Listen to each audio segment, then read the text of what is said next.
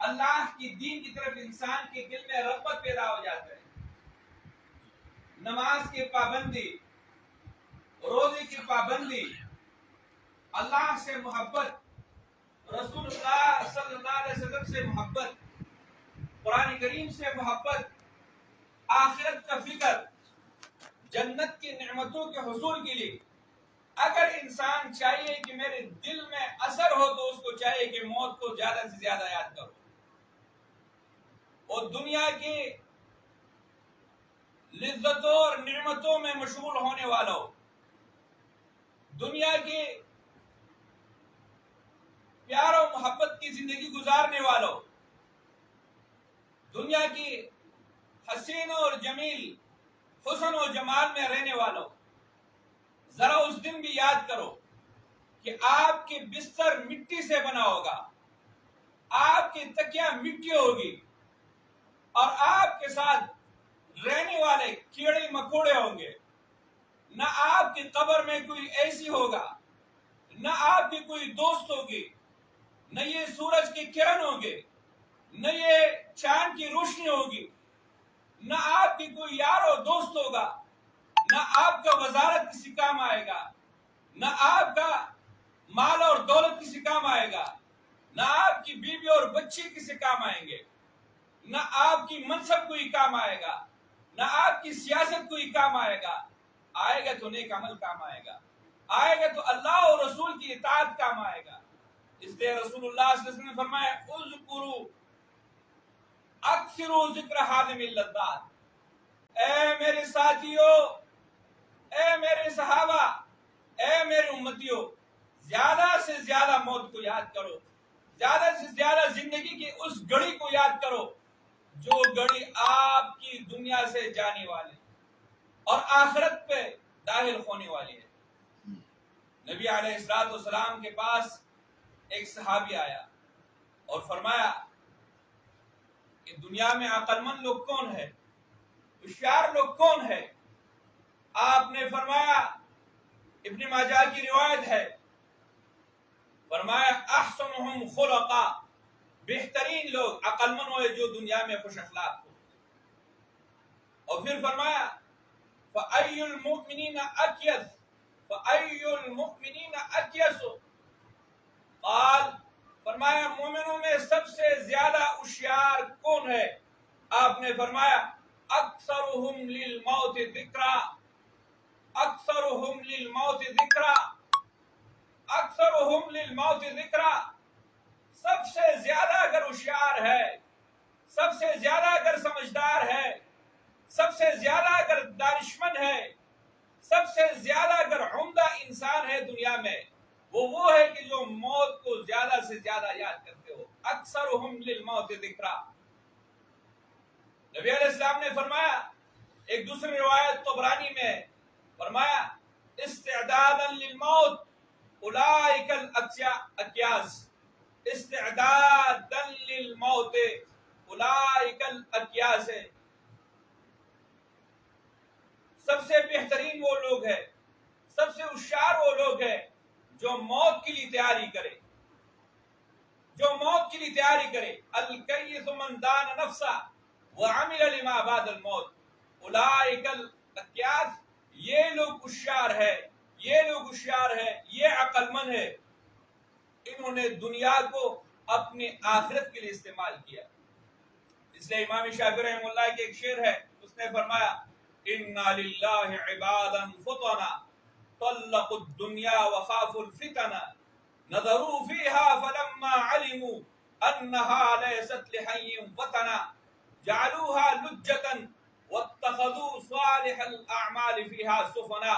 یہ دنیا کو ایک کشتی بنا کے آخرت کے لیے، یہاں ان لوگوں نے نیک اعمال کر کے آخرت کی نجات کے لیے ایک ذریعہ بنایا.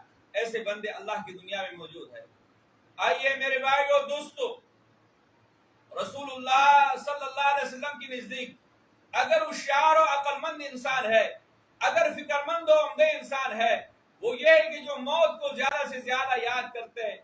آپ نے فرمایا موت کو یاد کرنا عبادت ہے، موت کو یاد کرنا عبادت ہے.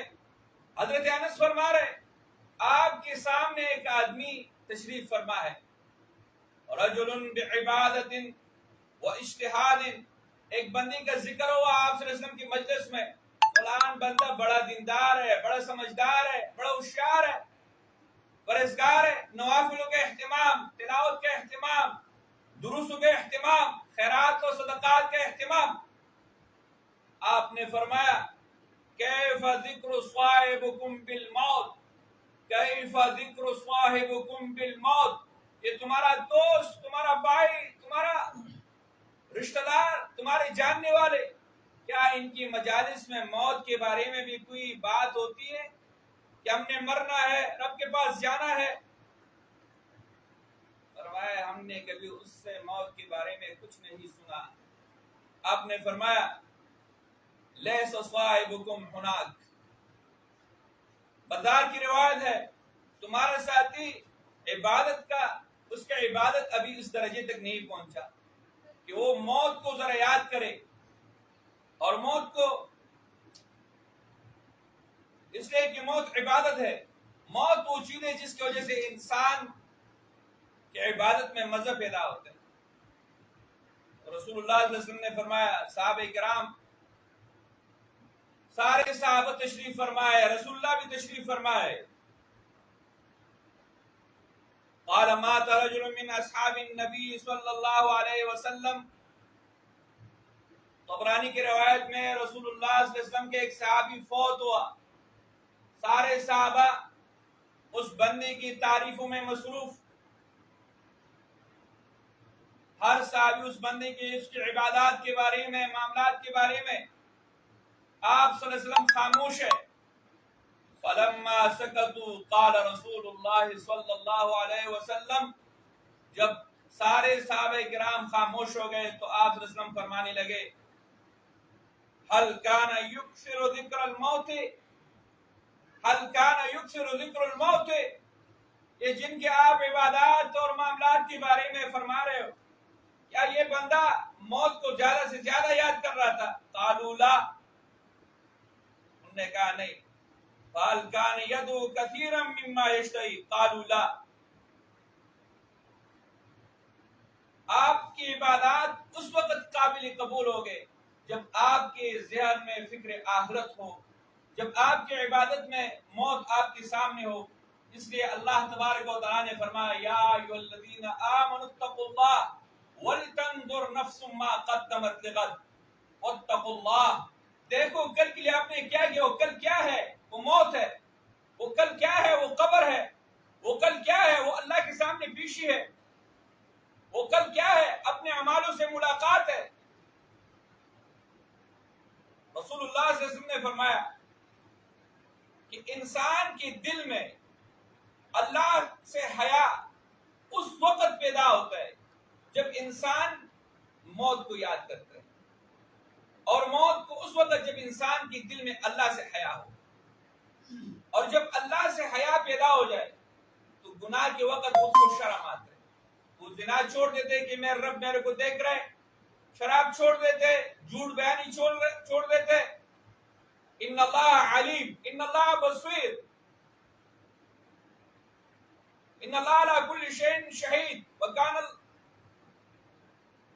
اللہ کی صفت رقیب ہے، اللہ کی صفت حفیظ ہے، اللہ کی صفت شہید ہے، اللہ مجھے دیکھ رہا ہے، اللہ میرا نگہبانی کرنے والا ہے، اس وجہ سے انسان گناہ کی طرف نہیں جاتا۔ رسول اللہ صلی اللہ علیہ وسلم نے فرمایا، عبداللہ بن مسعود کا روایت ہے، استحیوا من اللہ حق الحیا، اللہ سے حیا کیسے پیدا ہوگا؟ فرمایا وتتذکر الموت والبلاء، وتتذکر الموت والبلاء، موت اور مصیبت اس کو یاد کرنا، اس سے انسان کے دل میں اللہ سے محبت اور یہ مشکلات اسے آسان ہو جاتے ہیں۔ اللہ تبارک و تعالیٰ سے دعا ہے کہ اللہ تبارک و تعالیٰ ہمیں موت کو زیادہ سے زیادہ یاد کرنے کی توفیق عطا فرمائے۔ اس کے بعد جو موضوع ہوگا وہ سکرات الموت، مانا موت کی سختیاں، اس کے بارے میں قرآن کریم میں احادیث میں جو آیات و احادیث مبارک ہیں انشاءاللہ اس کو آگے پیش کریں گے۔